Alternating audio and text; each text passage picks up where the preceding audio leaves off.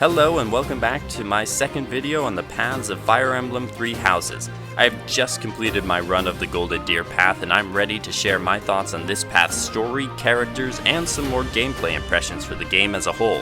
Again, this is not my big why you should play video since I want to save that for after I complete all the paths. This video serves as a kind of step in the staircase that I'm building up to that final video. If you missed my first path video on the Black Eagles path, you can check it out whenever. You don't need to have seen it to understand this video though, but it might help for context of where I'm coming from in some of my thoughts here. The final thing before I get into my thoughts, spoilers, spoilers, spoilers. This video has them. They're for this path and for the game as a whole. Now that that's out of the way, let's talk Golden Deer.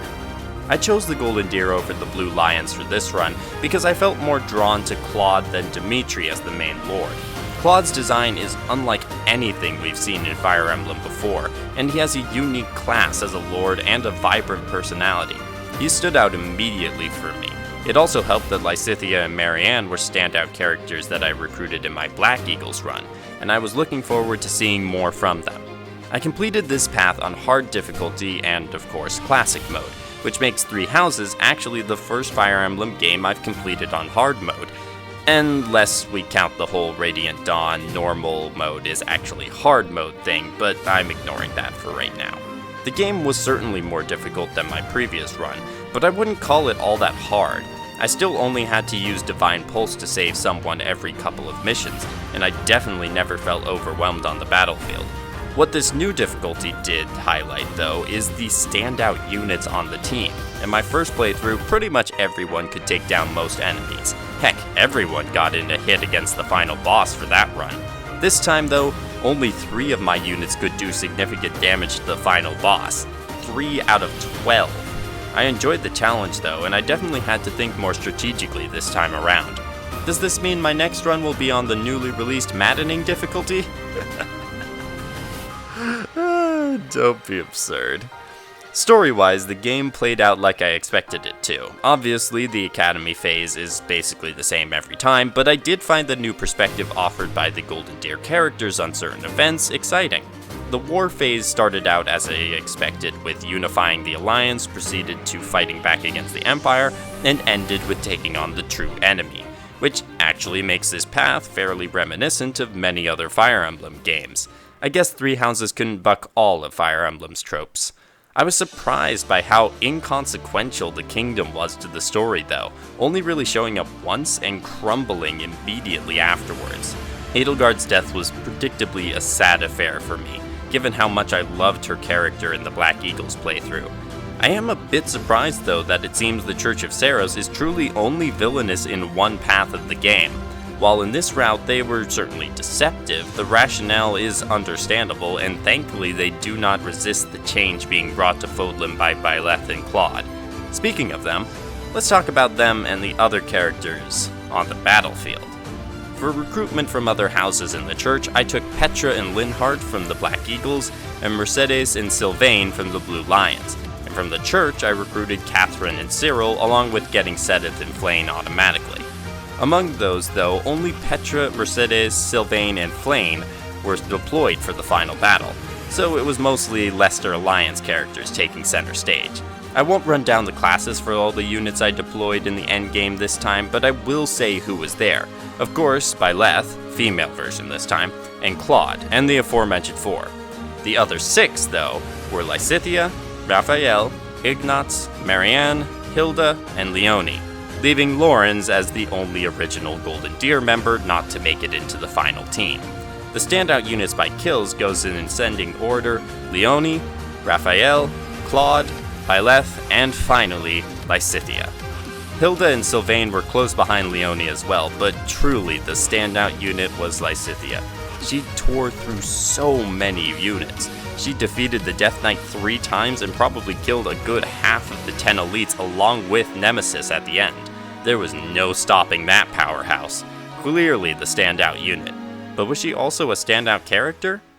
For the character section, I'll go through all the original Golden Deer plus the church characters I recruited and give my quick impressions of them. Claude will get his own section at the end like I did with Edelgard in the Black Eagles video, and I already gave my thoughts on Petra and Linhardt in that video as well. Mercedes and Sylvain will have to wait until next time. Here goes then, starting with Hilda. Hilda runs in a long line of spoiled, lazy characters in Fire Emblem, and it does come off as annoying at times, but for the majority of the time, she's actually quite charming. Perhaps because she shows compassion and helps ease the burden of others when she sees they need help, which redeems her a fair amount in my eyes. Lorenz, on the other hand, though, did not do enough to be redeemed. I had a quick, negative impression of him when starting playing the game, and while he did get better after the time skip, like I was told in the comments of the previous video, I don't think it was enough to save this pompous putz of a person. Raphael was undoubtedly a standout unit, and has a strong backstory of tragedy and struggling to provide for his little sister. I do think that his character, though, is too reliant on his seemingly only two interests, working out and food. He's a fine character, but in a game with so many deep characters, he struggles to stand out. Ignatz came close to falling in the same traps as Raphael, but his earnestness and background as to why he is at the academy made for some great supports. I also loved that I predicted his paired ending with Raphael before it even happened. What a sweet and considerate man, if a bit obtuse at times. Lysithea. Where to begin? I thought there was only room in my heart for one prodigy mage, but, well, move over, Lute, because Lysithea deserves a spot too. She has a heart-wrenching backstory leading to a ticking timer over her life, which drives her to work as hard as she can with her limited time. She can be short-tempered and dislikes being treated like a child, but is also sweet and brilliant. She is a total package as a character, and I love her.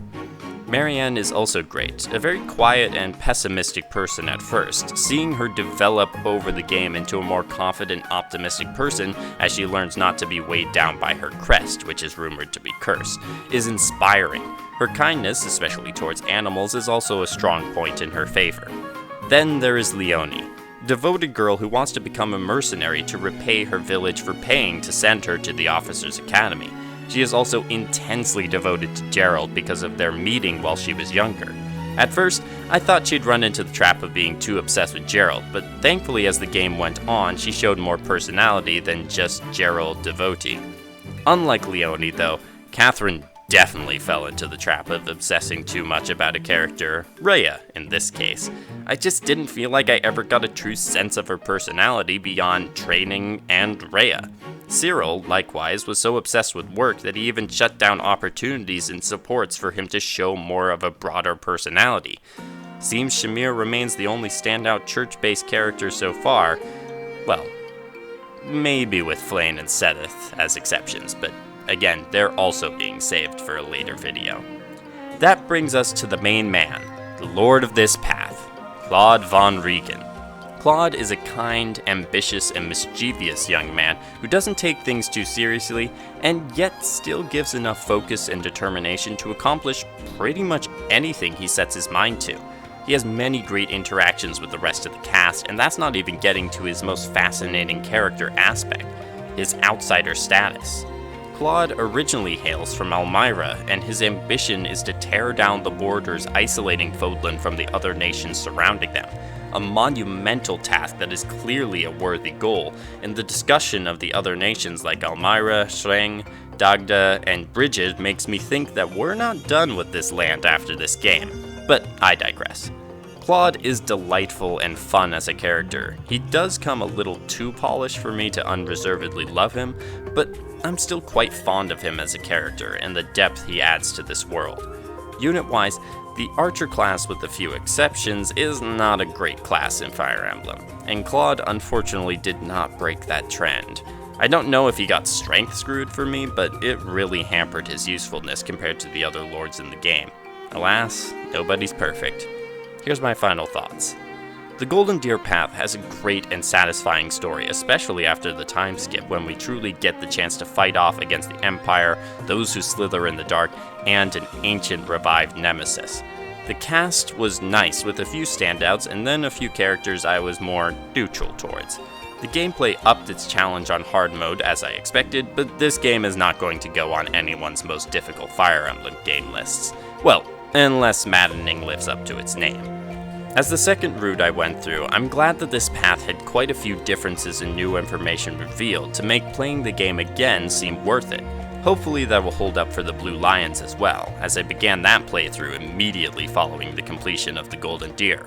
Another point in the game's favor that I can play nearly 100 hours and still want to play more.